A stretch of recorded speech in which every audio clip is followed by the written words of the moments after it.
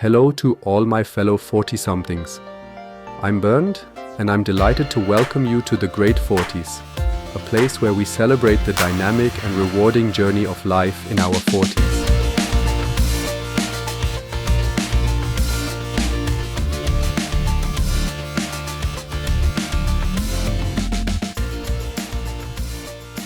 In your 40s, you're no longer the bright-eyed 20-something with decades to recover from financial missteps, but you're also not scrambling to patch together a last-minute retirement strategy. It's the sweet spot.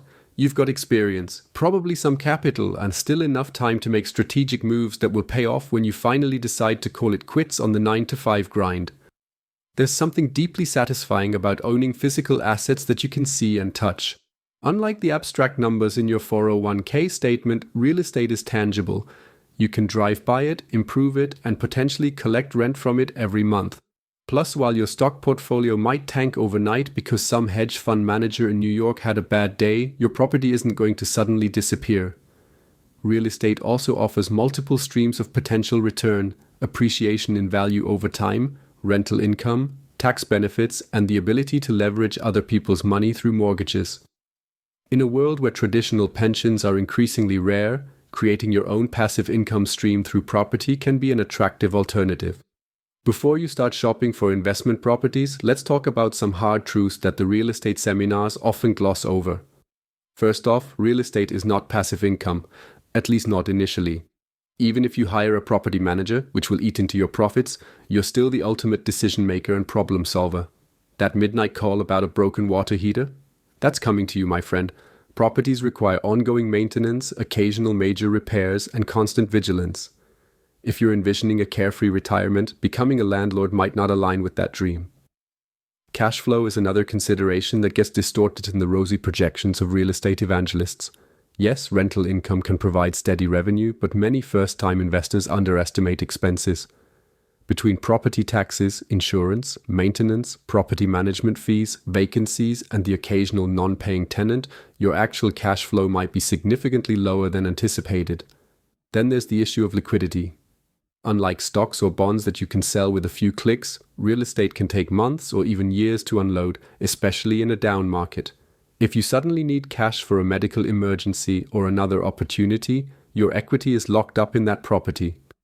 This lack of liquidity becomes increasingly important as you age and your financial needs change. A common mistake among those in their 40s is attempting to time the real estate market. We've all heard the stories. My cousin bought in insert trendy neighborhood before it was hot and made a killing. These anecdotes create a false sense that successful real estate investing is primarily about finding the next up-and-coming area. The reality is that most sustainable wealth in real estate comes from buying solid properties in stable areas, holding them for the long term, and gradually building equity while collecting rent. It's boring, but it works. And boring investments that work are exactly what you want as you approach retirement. That said, there's a timing consideration unique to those of us in our 40s.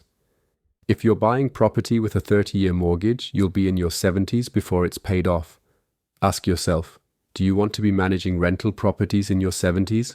If not, your investment strategy needs to account for an exit plan, whether that's selling the properties, transitioning to a property management company, or passing them on to your children. I've seen too many people in their 40s make the mistake of going all in on real estate, neglecting other aspects of their retirement portfolio. While property can be a valuable component of your retirement strategy, it shouldn't be the entire strategy. Remember the 2008 housing crisis? Those who had all their retirement eggs in the real estate basket took a brutal hit. Some never recovered.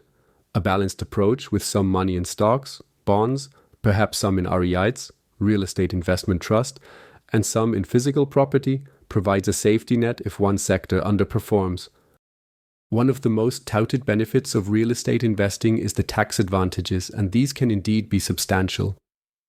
Depreciation, mortgage interest deductions, and operating expenses can all reduce your taxable income from rental properties. Plus, strategies like 1031 exchanges allow you to defer capital gains taxes when selling one property to buy another. However, these tax benefits come with complexity. The rules around real estate taxation are intricate and constantly changing. What works today might not work 5 years from now. Unless you have a solid grasp of tax law or a very good accountant, you might not be maximizing these benefits. Additionally, the tax implications of selling investment property in retirement can be significant. If you're counting on selling properties to fund your retirement, be aware that capital gains taxes might take a bigger bite than you expected. The old real estate adage about location being everything holds true, but with a retirement twist. That up-and-coming neighborhood might be great for short-term appreciation, but is it stable enough for a long-term hold? Will it still be desirable in 20 years when you're ready to sell? Moreover, consider the practical aspects of property management as you age. That cute vacation rental 3 hours from your home might seem manageable now, but will you feel the same way about making that drive when you're 65? Remote management is possible, but it adds another layer of complexity and expense. Taking on significant debt in your 40s requires careful consideration. On one hand, you still have enough working years ahead to pay off mortgages before retirement. On the other hand, entering retirement with substantial debt can limit your options and increase financial stress. If you're going to use real estate as a retirement strategy, aim to have your properties paid off, or at least generating significantly positive cash flow by the time you retire.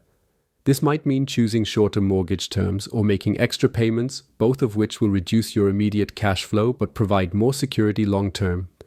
Real estate can be a powerful tool in your retirement arsenal, but it's not a magic bullet. Success requires research, ongoing education, careful financial planning, and a realistic assessment of your willingness to deal with the headaches that inevitably come with property ownership. For those of us navigating our 40s, the key is balance and clear-eyed planning.